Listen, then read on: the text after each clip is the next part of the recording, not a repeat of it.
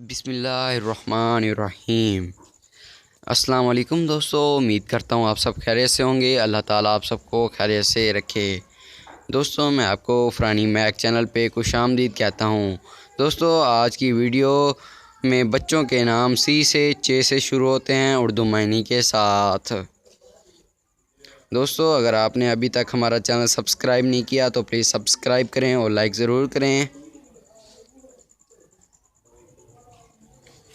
चमन यानी फुलवाड़ी बाग। चांद यानी चमकता हुआ। जाविश यानी लश्कर का नकीब। चिरागदीन यानी बहुत रोशनी वाला। चंगेज़ यानी बहादुर दिलेर। चांद यानी कमर महताब। चमन गुल यानी बागों का फूल। चेदा खान यानी मुंतखब रईस।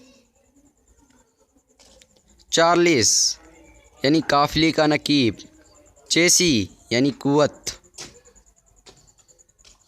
चानन दीन यानी दीन का उजाला। चिश्ती यानी चिश्त का रहने वाला।